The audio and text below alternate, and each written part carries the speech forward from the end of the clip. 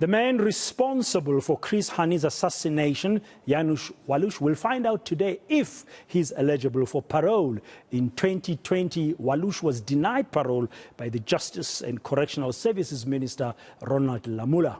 And earlier this year, the Constitutional Court had an application by Walus against that decision. Walus was sentenced to life imprisonment after being found guilty of assassinating Hani, who was then the South African Communist Party General Secretary and also Umkhonto weSizwe Chief of Staff on the 10th of April 1993. Those are the live visuals from inside the ConCourt in Braamfontein on Constitution Hill in Braamfontein in Johannesburg. As soon as the proceedings begin, we intend to take it live and give you the view from inside so we can hear what is actually going to be happening. We are expecting a ruling to be made today in terms of Janusz Walus's application and to find out if he's eligible for parole. Civil society organizations, including Chris Hani's family and members of the South African Communist Party and others, have vocally opposed any parole for Janusz Walus. I think the audio is coming through now from inside the ConCourt. Let's go live there. I appear on behalf of the first respondent, Amnoxolo Mteto. Thank you.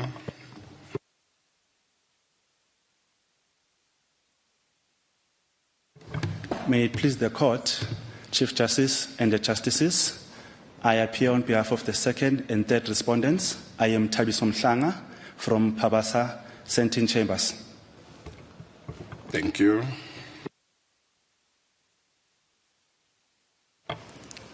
May it please the Court, Chief Justice and other Justices. My name is Annette Tiaart. I'm from the Pretoria Bar and I appear on behalf of the first and second intervening parties, Families for Lifers and Mr. Tabo Modise.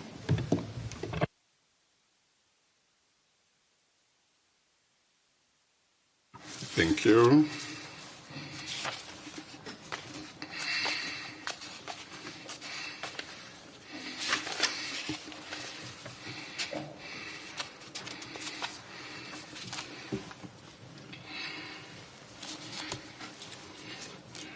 Today, this court hands down its judgment in an application brought by Mr. Janusz Walus for leave to appeal against a judgment and order of the Gauteng Division of the High Court in a matter concerning a decision that was made by the Minister of Justice and Correctional Services in March 2020, in terms of which the Minister rejected an application by the applicant, that is Mr. Walus, for placement on parole.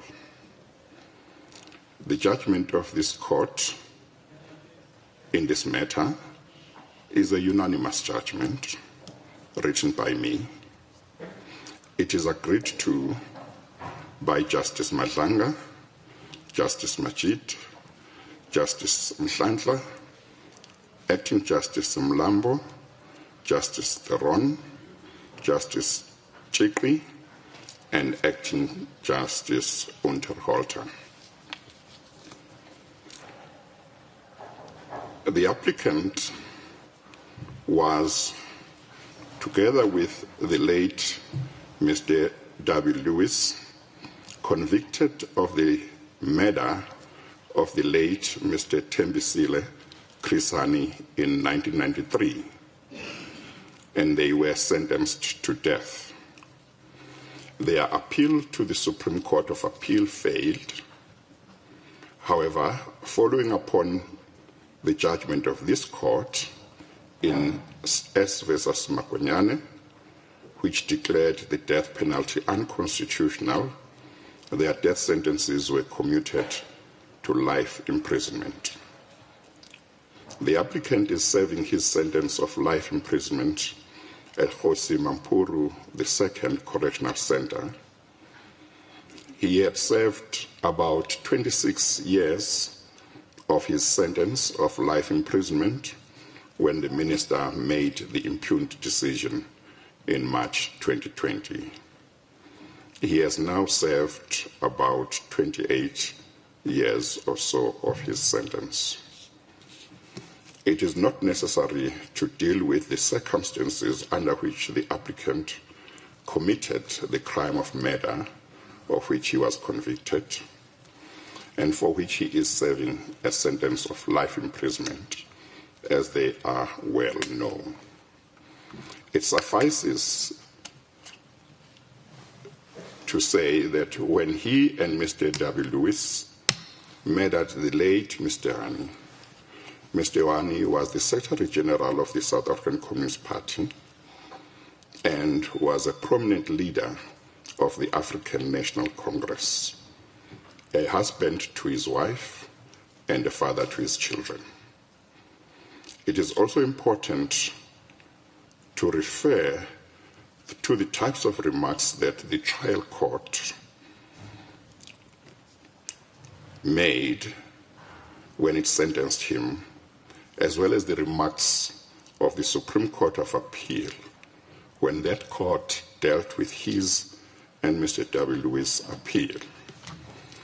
Some of the remarks of the trial court were quoted by the minister in his decision document. They included the following, and I quote, "In imposing the sentence of death, the trial court stated as follows, 13.4.1, the accused performed an act of assassination on a person who had attained prominence in public affairs in South Africa, whose killing was likely, to the knowledge of the accused, to cause far-reaching, highly emotive reactions with very damaging, serious consequences and extremely harmful effects for the entire society in South Africa." 13.4.2, the accused had ample opportunity for reflection and reconsideration, but carried on regardless.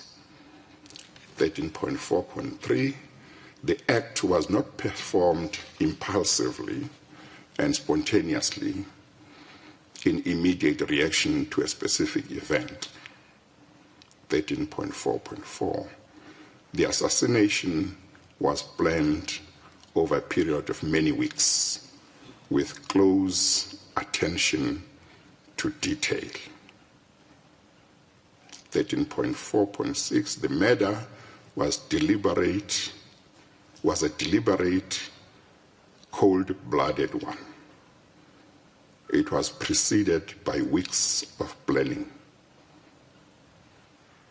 13.4.7, the trial court wished to send out the message loud and clear to any who contemplates assassination of political leaders as an acceptable option, what view the court takes of such conduct, close quotes.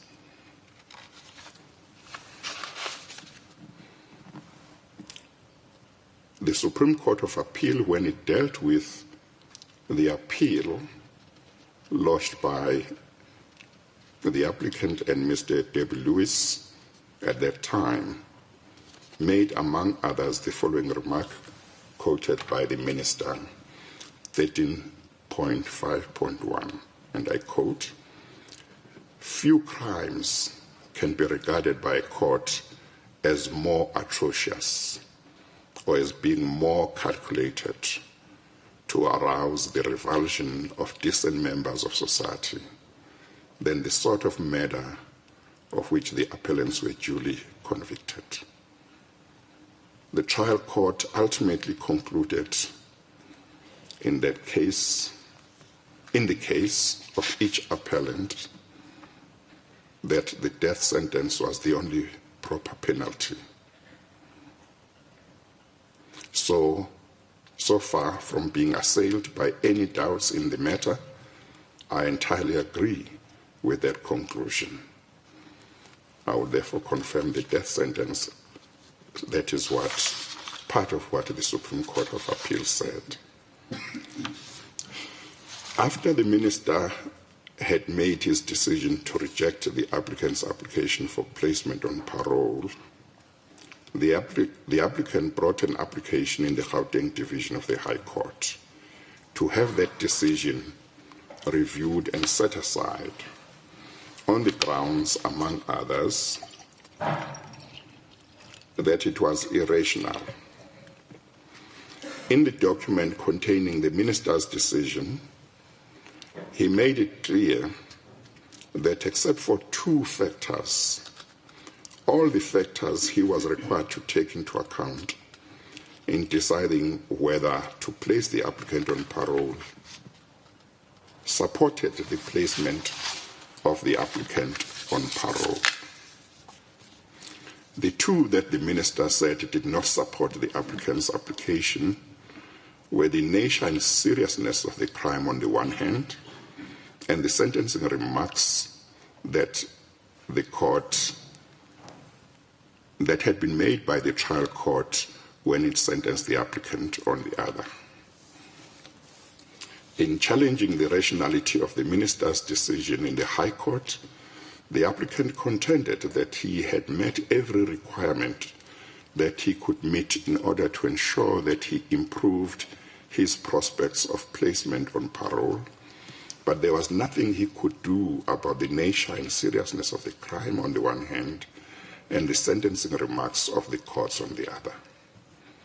For that and other reasons, he submitted that the minister's decision meant that he would never be released on parole because those two factors would never change. The High Court rejected the applicant's contention. It said that the minister had considered all the factors he was required to consider and had placed upon each one of such factors such weight as he considered appropriate. The High Court said that it was not up to it to place upon such factors the weight that it thought should be placed upon them. It accordingly dismissed the application with cause. The High Court dismissed the applicant's application for leave to appeal to the Supreme Court of Appeal. The applicant thereafter petitioned the Supreme Court of Appeal for leave to appeal, but that court too dismissed his application.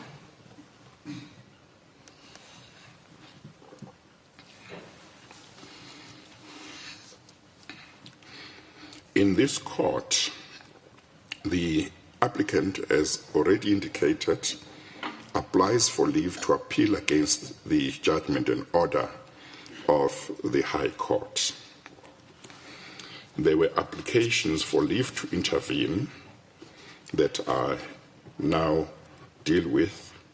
Families for Lifers NPO applied for admission as an intervening party in this matter. It is a non-profit organization which seeks to protect the interests of prisoners who serve life sentences and their families. The Families for Lifers NPO apply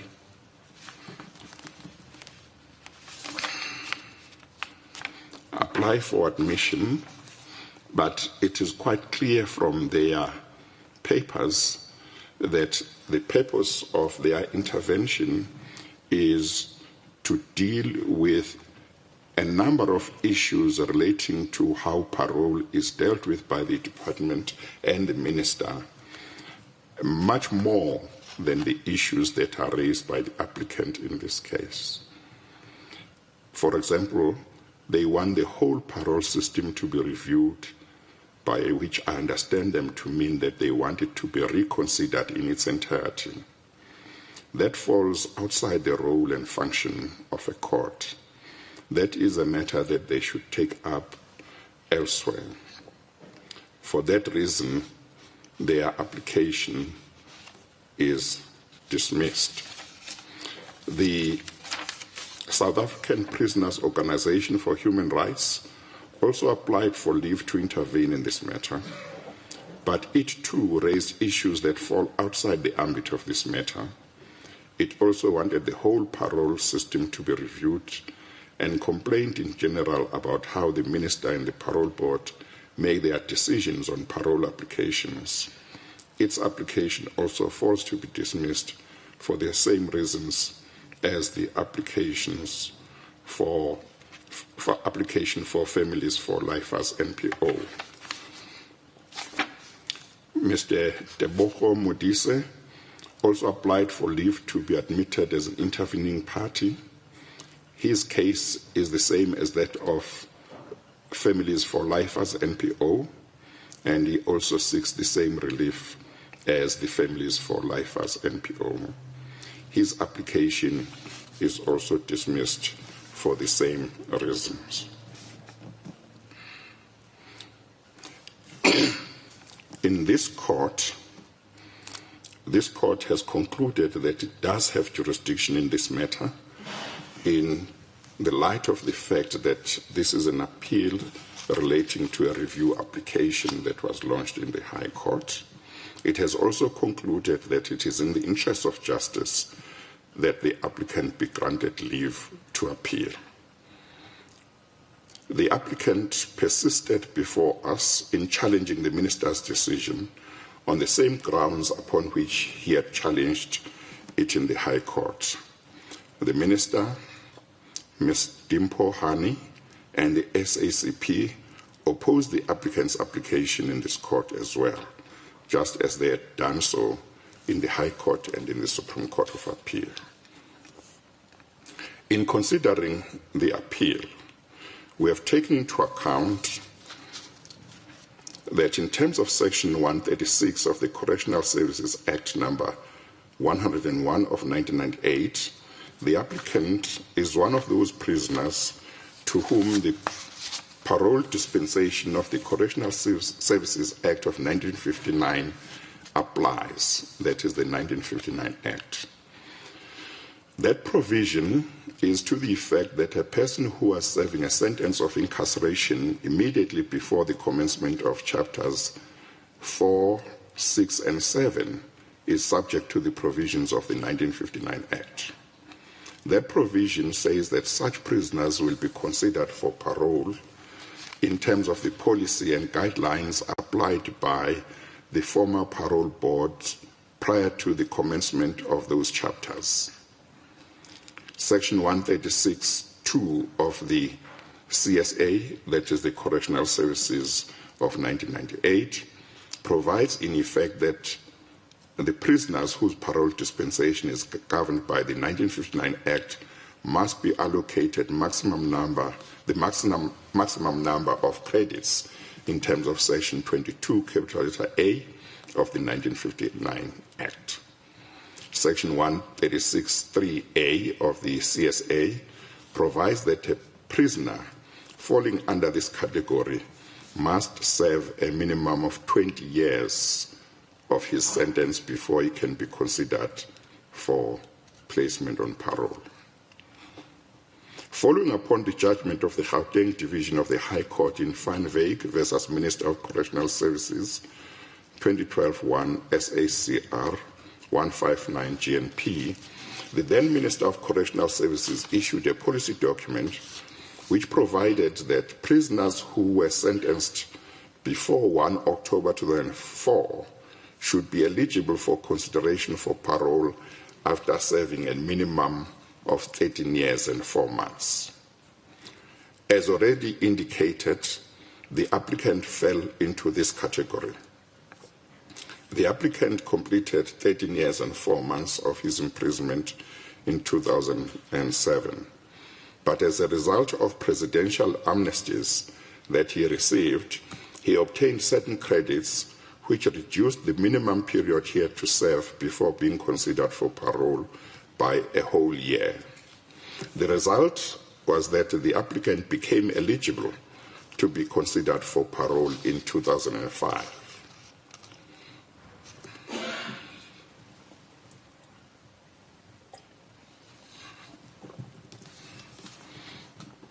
Notwithstanding the fact that the applicant became eligible for consideration for parole in 2005, he does not appear to have applied for placement on parole until 2011. From 2011 until 2020, the applicant applied for parole on a number of occasions. I consider it important to refer to those applications and the outcomes thereof. In 2011, the applicant applied to be placed on parole. The parole board recommended that he be placed on parole. However, the minister responsible for correctional services at the time declined his request. The reason the minister gave was that the victim's family and other interested parties had not been given an opportunity to provide either a victim impact statement or a statement of opposition. On 30 May 2013, the applicant wrote a letter to Mrs. Hani in which he apologized. He did not receive any response to that letter. The applicant appeared before the parole board in November 2013. Mrs. Hani, her daughter, and their legal representative attended that hearing and made representations to the parole board. During the parole hearing, the applicant again apologized to Mrs. Hani. The applicant states that at that hearing, Mrs. Hani said that she did not accept his apology, but that if he wanted to approach her through her legal representative, he was welcome to do so. The applicant states that he respected Mrs. Hani's wishes as well as her decision at the time. After the parole board hearing, the applicant sent a further letter of apology to Mrs. Hani's legal representative, to which he received no response. Of course, Mrs. Hani was under no obligation to accept the applicant's apology. It is not clear from the record what the parole board's decision was on this occasion, but the applicant was not placed on parole. At some stage in the early months of 2015, the applicant attended a further parole board hearing. Once again, it is not clear what decision the board took this time. However, on 10 April 2015, the Minister of Justice and Correctional Services at the time considered a further application for parole by the applicant and refused to place him on parole. The reason given by the Minister for his decision was that the nature of the crime and the sentencing remarks of the trial court outweighed all the positive factors which counted in favor of the applicant's placement on parole. He recommended a restorative justice process and that the department should advise on security threats, if any, that might exist should the applicant be released on parole. The applicant instituted a review application in the High Court to challenge this decision. The matter came before Janusz van Nieuwenhuizen, J. The High Court rejected the reasons given by the Minister of Correctional Services at the time and concluded that his decision was unreasonable and irrational. Consequently, the High Court set the Minister's decision aside and ordered the Minister to place the applicant on parole. The Minister took that judgment on appeal to the Supreme Court of Appeal. The Supreme Court of Appeal set it aside and ordered the Minister to reconsider the applicant's application to be placed on parole.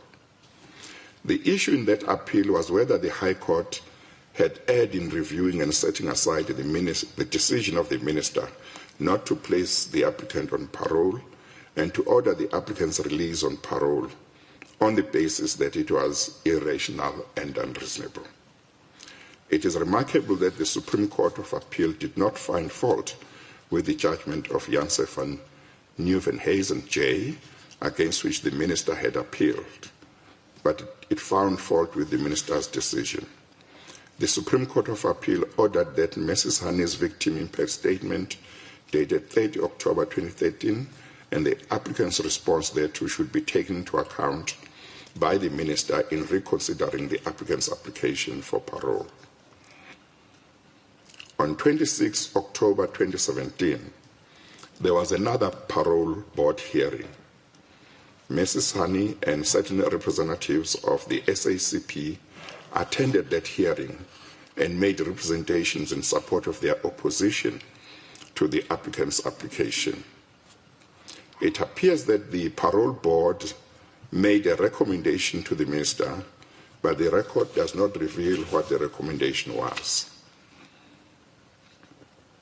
Upon a reconsideration of the applicant's application for parole on 17 November 2017, the Minister responsible for correctional services at the time again declined to place the applicant on parole. The reasons given by the Minister at the time can be summarized as follows. A, the applicant needed to undergo individual psychotherapy with a psychologist to assist in addressing his political ideologies, which the Minister at the time said had been highlighted as a risk factor in a psychologist's report. B, he had noted Mrs. Hani's statement that the applicant had not disavowed violence as a means to retaliate against communists. C, there were inconsistencies in the applicant's account of the circumstances that led to his decision to commit the offense. D, the applicant should participate in individual therapeutic programs with a social worker to enhance his social functioning skills. And E, it appeared that over the entire period of his imprisonment, the applicant had not acquired any academic or vocational skills that could enhance his prospects of reintegration into society. And the Minister recommended that the department should assist the applicant to acquire any such appropriate skills. The applicant also successfully took this decision on review in the High Court. The High Court, through Judge Bakwa, reviewed the decision, set it aside, and remitted the applicant's application for parole to the Minister to consider and decide it afresh. This was in September 2018.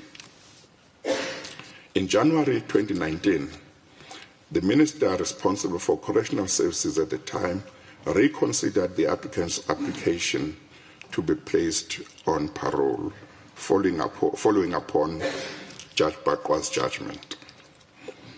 Once again, the applicant's application was refused. The Minister's reasons were that there were two conflicting reports of psychologists, and this made it difficult for him to take a decision. He directed that the two psychologists should jointly assess the applicant and make a decision and file a joint report on the issues concerning risk and remorse. He also said that the applicant should undergo individual psychotherapy with a psychologist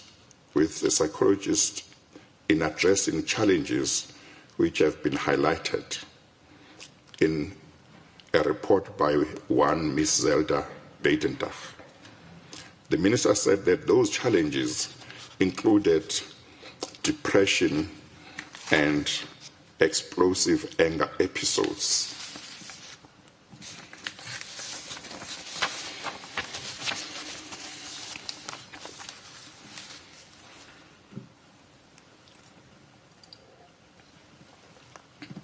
The applicant also successfully took this decision on review in the High Court. That application was heard by Judge Kolapen, who set the Minister's decision aside. Judge Kolapen remitted the matter to the Minister for a fresh decision within 60 days of the date of the order. On 16 March 2020, the Minister made a new decision pursuant to Judge Kolapen's order. Once again, the applicant's application was rejected. This is the decision which is the subject of these proceedings.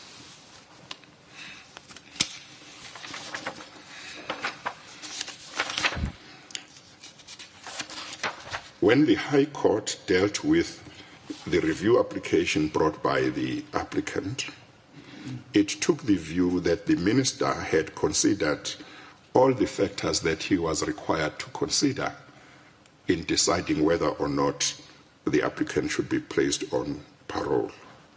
It took the view that the minister had placed upon those factors such weight as he considered appropriate to place upon them, and that it was not up to the court to place upon those factors such weight as it considered appropriate.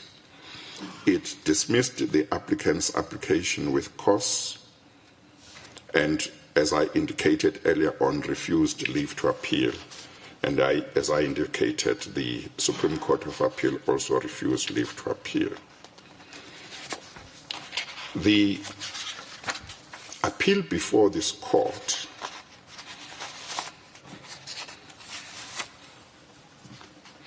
has to take into account the fact that the applicant was convicted of a very serious crime, that it was cold-blooded murder, that the applicant had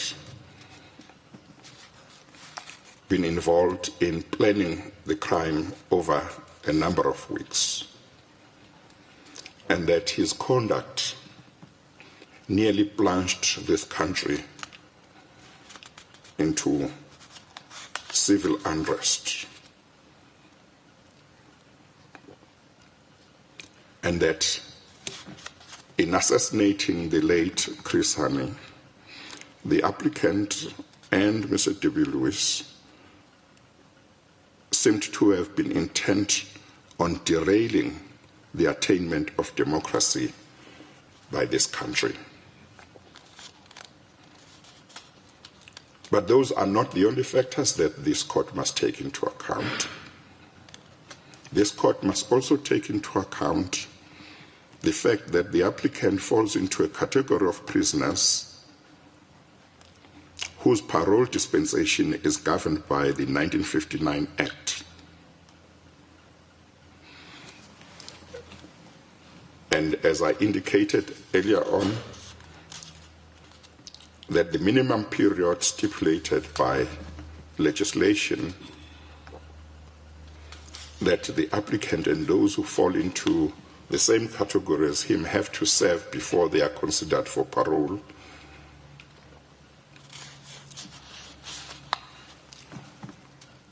was 20 years. And the fact that a policy document that was issued by the then Minister of Correctional Services after the judgment of the Gauteng Division of the High Court in Van Rhyk effectively required the applicant to have served 13 years and 4 months before he could be considered for parole.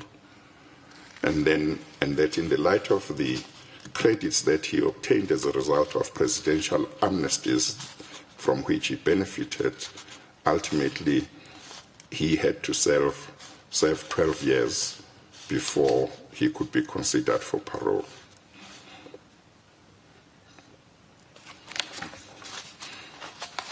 The policy document referred to in Section 136 of the CSA, which is part of the documentation that must be considered by the minister in making a decision on applications for parole, makes it clear that prisoners must be considered for parole as soon as possible after they become eligible for parole. The applicant became eligible for parole more than 17 years ago. It is now close to 20 years since he became eligible. During this time, it appears that he has applied for parole on a number of occasions, as the summary that I gave earlier on reveals. And each time, his applications were rejected. The reasons that were given by the minister for the decision that is the subject of these proceedings were the nature and seriousness of the crime on the one hand and the sentencing remarks made by the trial court and the Supreme Court of Appeal on the other. Those reasons are the same reasons that were given by the then Minister of Correctional Services in 2015 when that minister rejected the applicant's application for parole, which was taken on review successfully.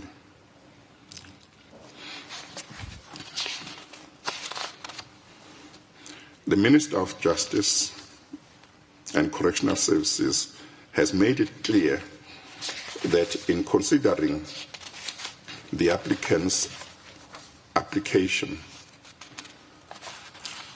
he concluded that all the factors except two counted in favor of the applicant being placed on parole, and the two that in his view did not count in favor of the applicant are the ones that I have mentioned.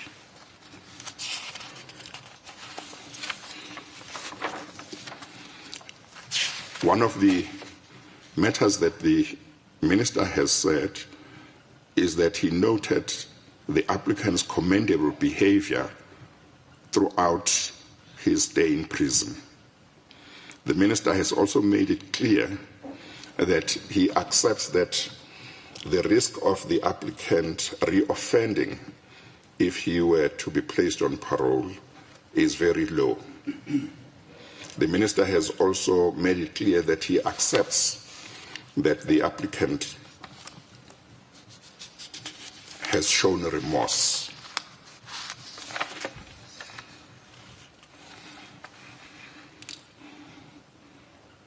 In attacking the minister's decision as irrational, the applicant relied on, among others, the fact that the nature and seriousness of the crime of which he was convicted and sentenced, and the sentencing remarks of the High Court and the Supreme Court of Appeal will never change in the future. The minister did not dispute this, nor could he.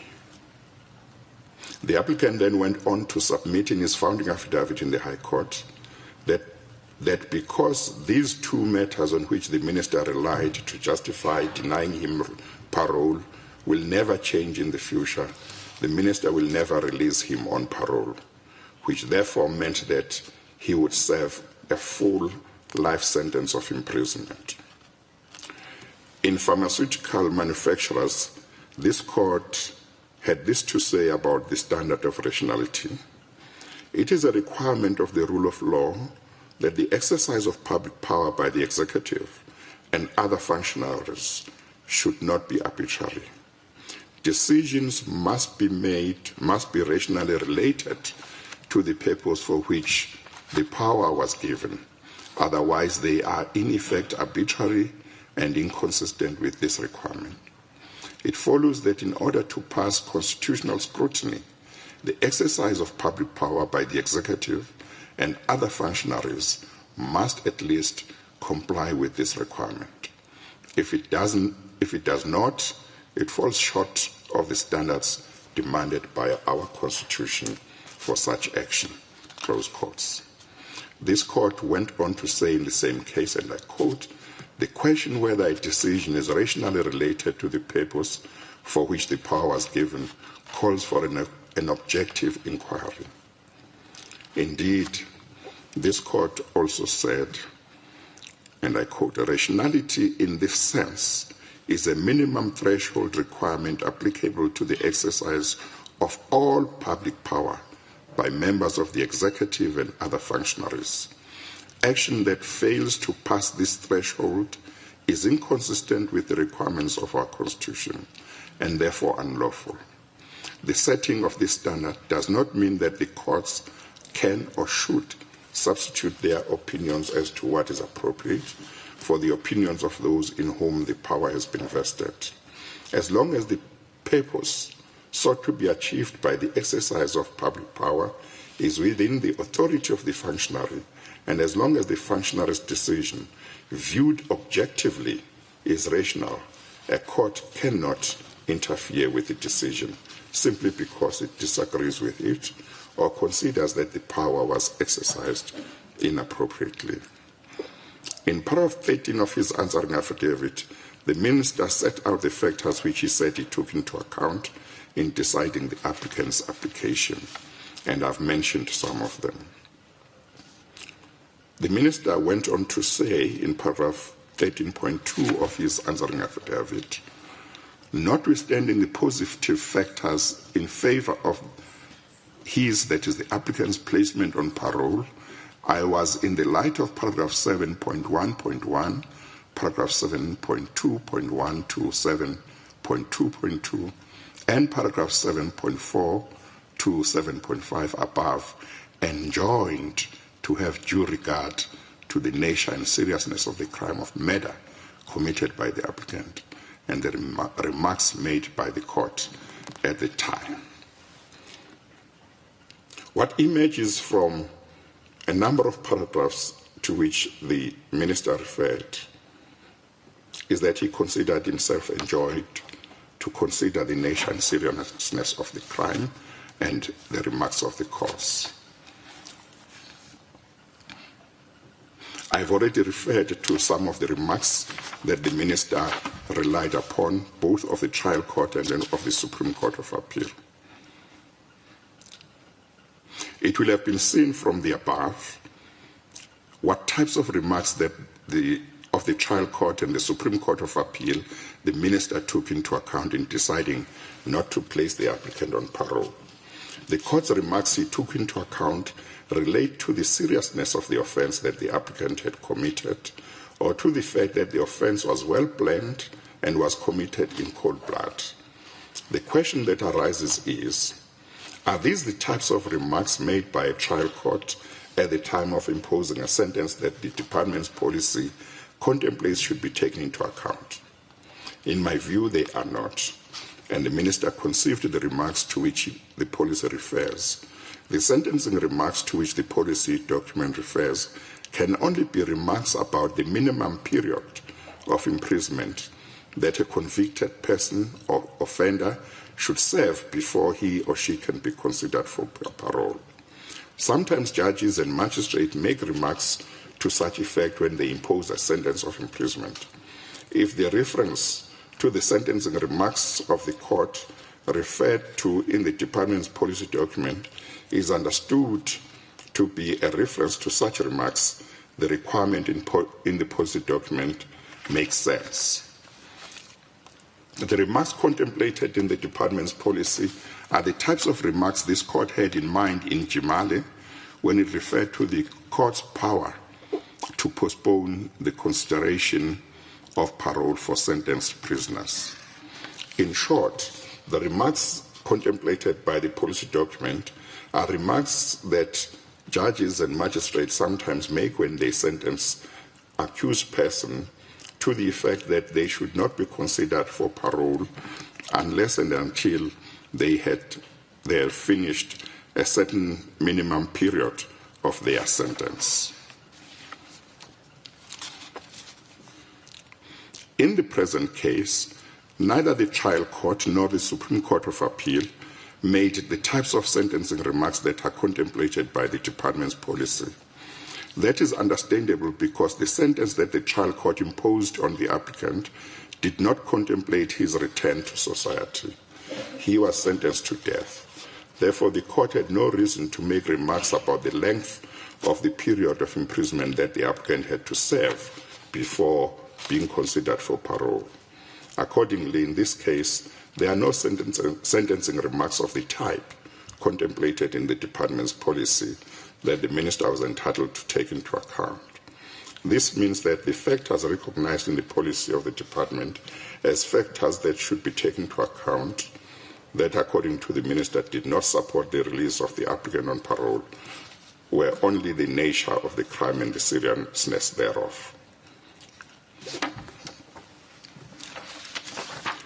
The Minister made the following important admission in paragraph 16.1 of his answering affidavit.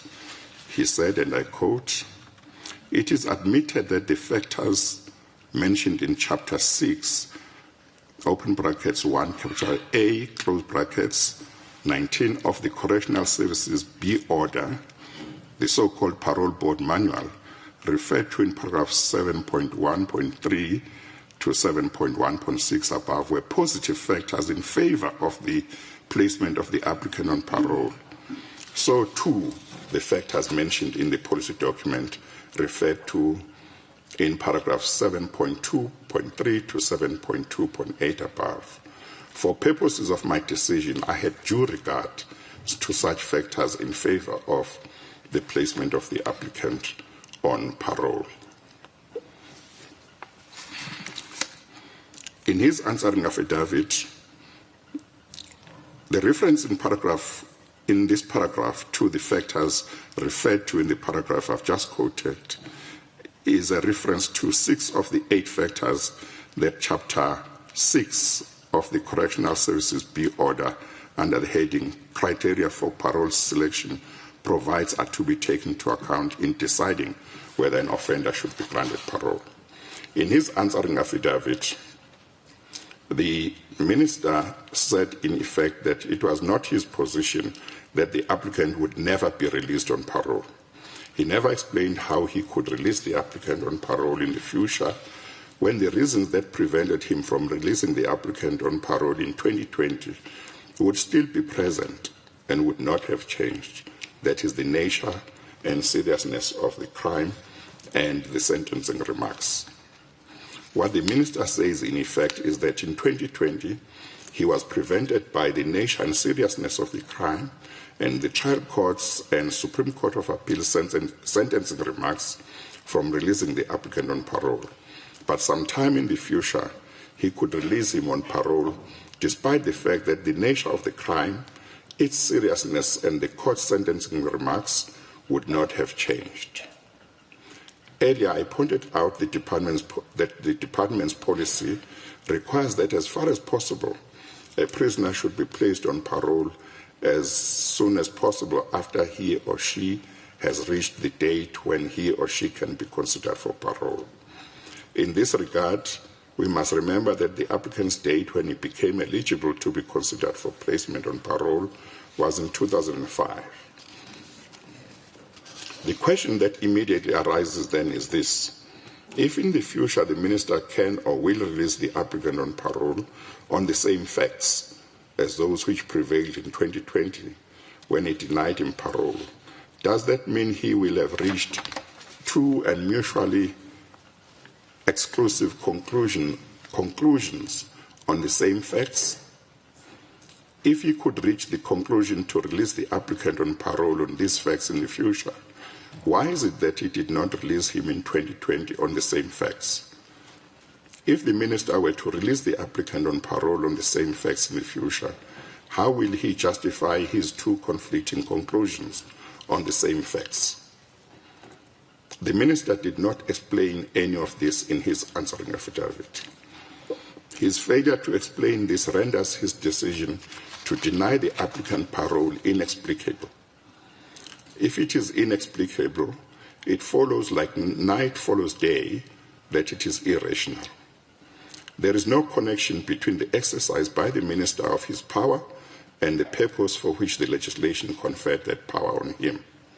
If there is no connection between the Minister's exercise of the power and the purpose of the power conferred upon him, his decision is irrational. One can put what I've said in the preceding paragraph in a different way. That is that if more than 26 years after the applicant was sentenced for the crime he committed, it was appropriate for the Minister not to release the applicant on parole in 2020 because of the nature of the crime, the seriousness thereof, and the court sentencing remarks, why would it be appropriate for the Minister to release him 1 or 2 or 3 or 5 years thereafter? These three factors are immutable. They will not change 1 or 2 or 3 or 5 years later. This the Minister, as indicated, has not explained, notwithstanding the fact that it cried out for an explanation because the applicant clearly put it in issue. Therefore, this court must vitiate the Minister's decision.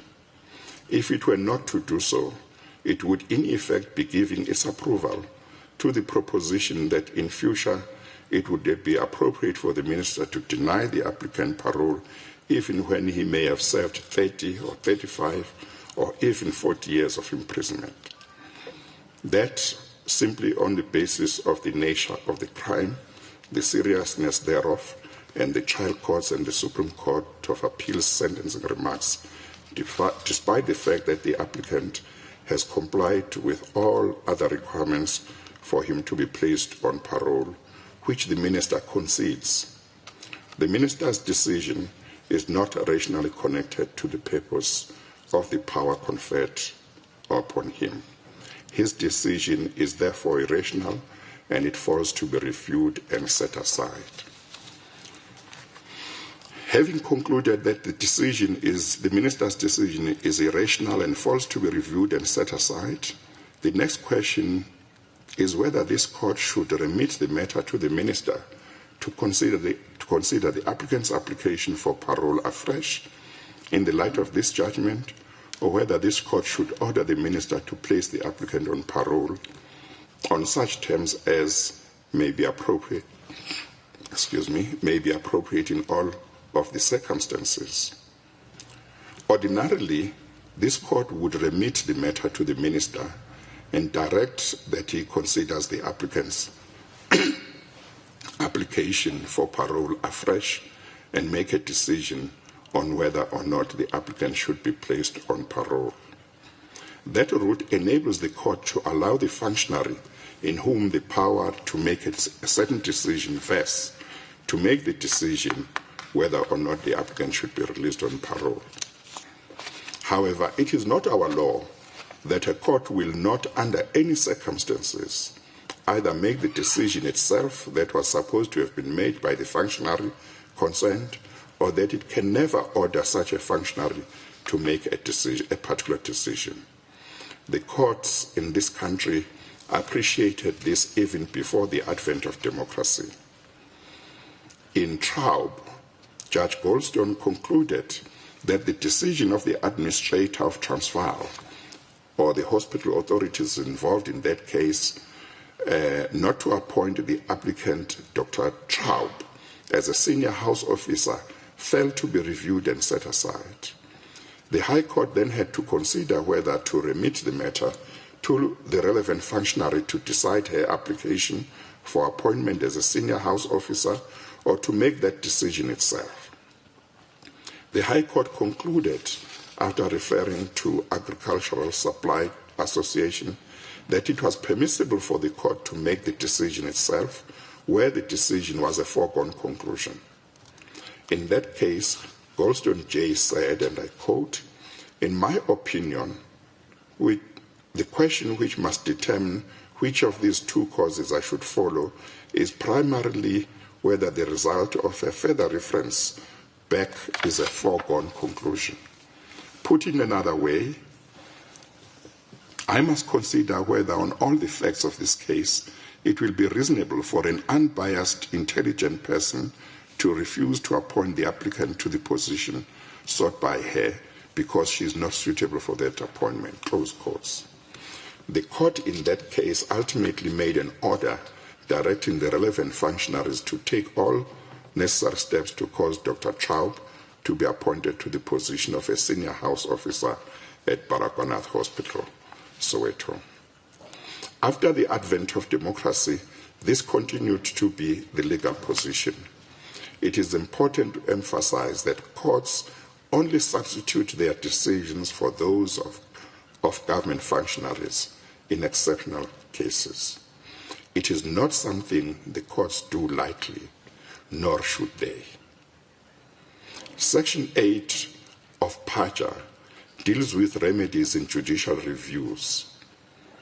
Insofar as it may be relevant, Section 8 provides, and I quote, "The court or tribunal in proceedings for judicial review in terms of Section 6.1 may grant any order that is just and equitable, including orders, C, setting aside the administrative action, and Roman figure 1, remitting the matter for reconsideration by the administrator with or without directions, or Roman figure 2, in exceptional cases, AA, substituting or varying this administrative action or correcting a defect resulting from the administrative action.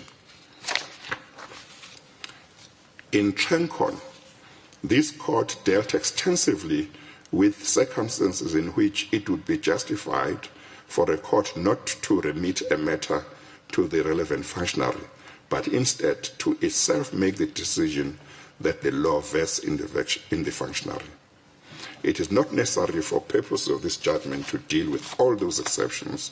It should suffice to refer only to one or two. Kampembe J, writing for a unanimous court in ConCourt, said, and I quote, "Pursuant to administrative review under Section 6 of PAJA, and once administrative action is set aside, Section 8.1 affords courts a wide discretion to grant any order that is just and equitable. In exceptional circumstances, Section 8.1c, Roman figure 2AA, affords a court the discretion to make a substitution order.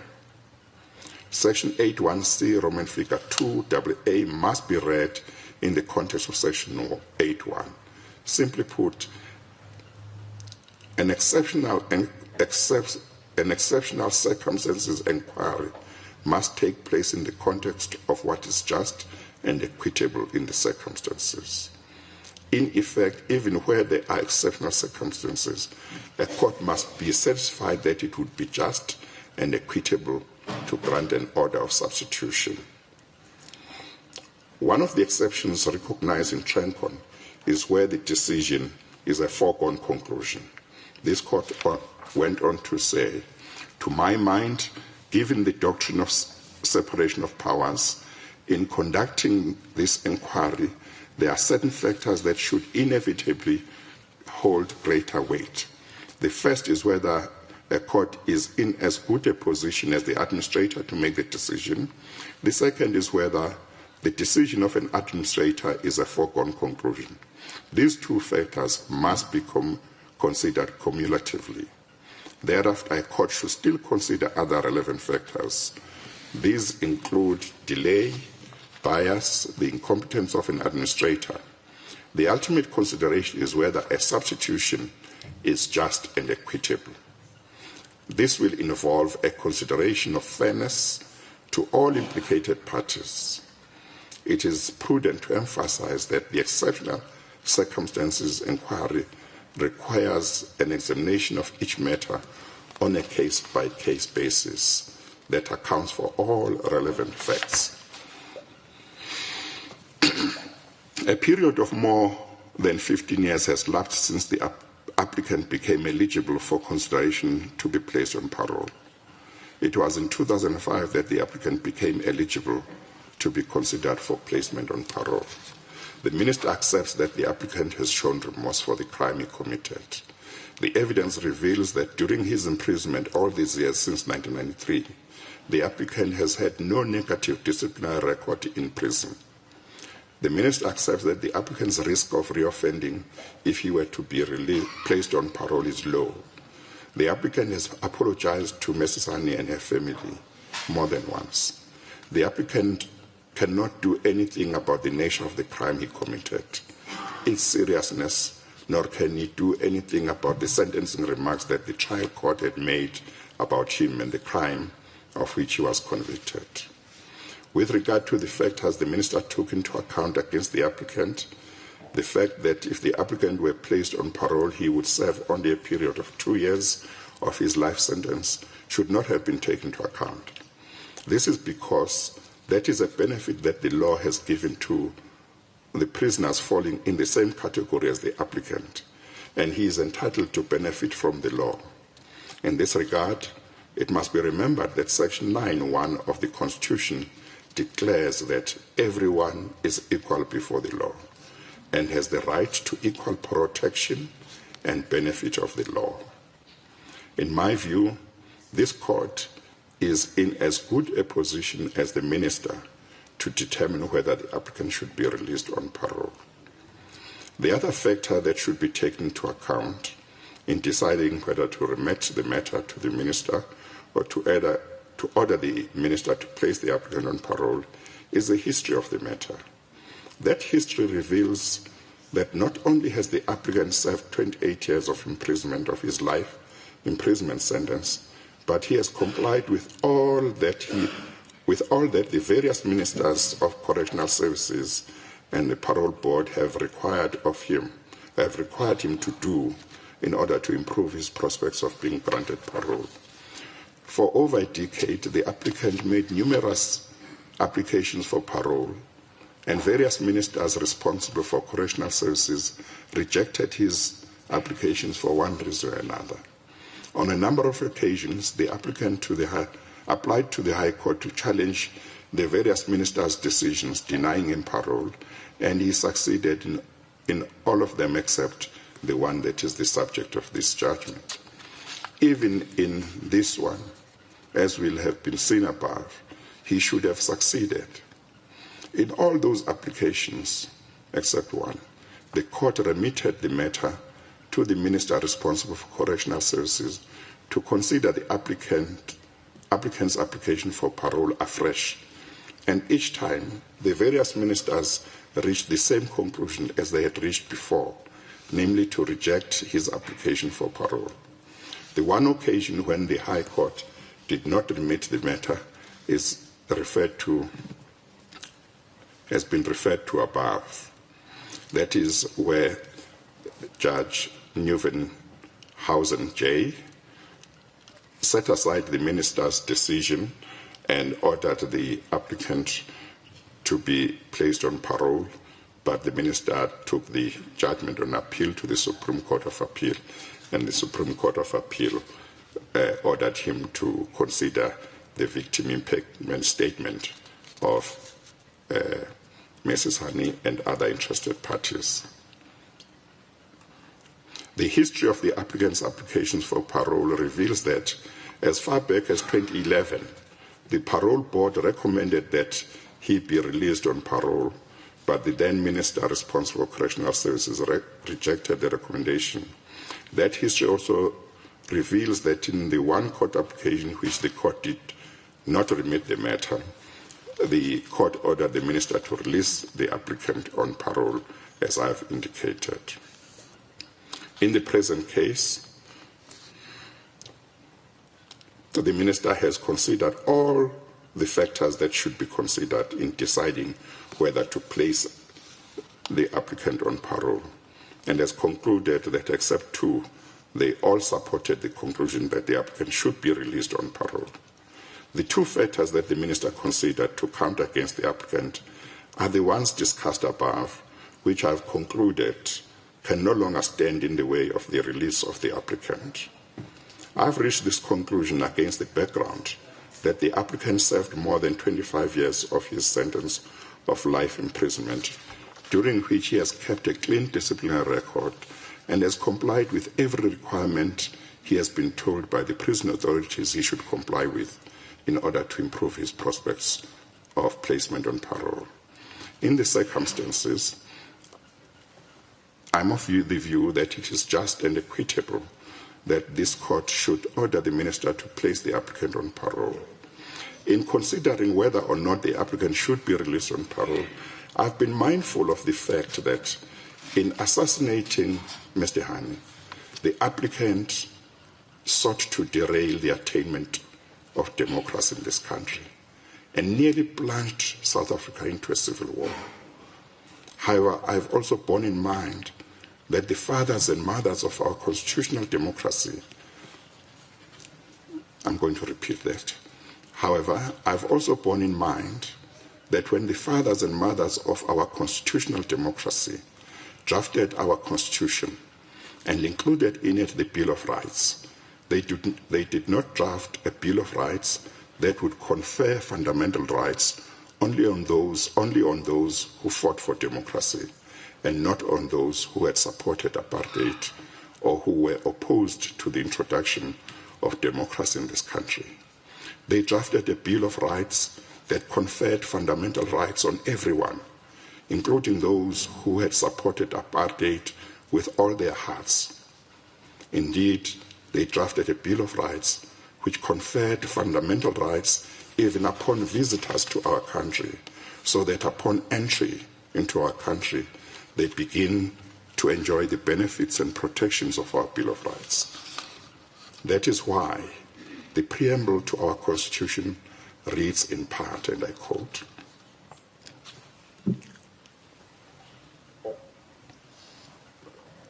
"We, the people of South Africa, believe that South Africa belongs to all who live in it, united in our diversity. We therefore, through our freely elected representatives, adopt this Constitution as the supreme law of the Republic, so as to heal the divisions of the past and establish a society based on democratic values, social justice, and fundamental human rights. Lay the foundations for a democratic and open society in which government is based on the will of the people and every citizen is equally protected by law. Improve the quality of life of all citizens and free the potential of each person. Build a united and democratic South Africa, able to take its rightful place as a sovereign state in the family of nations." Close quotes. Furthermore, most of the sections in our Bill of Rights start with the phrase, "Everyone has a right." That is because the fundamental rights conferred in those sections are conferred on everyone. In the result, the following order is made. 1, leave to appeal is granted. 2, the appeal is upheld. 3, the decision of the Gauteng Division of the High Court, Pretoria, dismissing the applicant's application is set aside and replaced with the following. A, the decision of the Minister of Justice and Correctional Services made in March 2020 rejecting the applicant's application for parole is reviewed and set aside.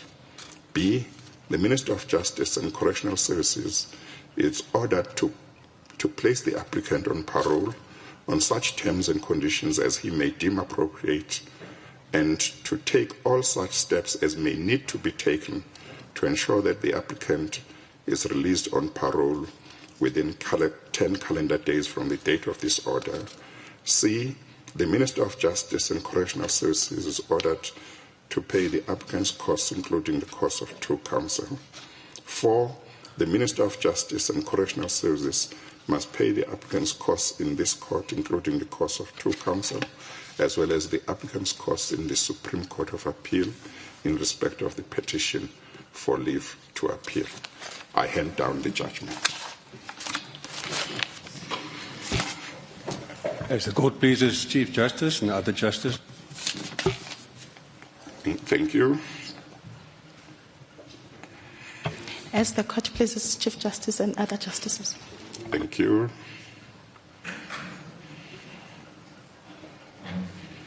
As the court pleases, Chief Justice and the other justices. Thank you.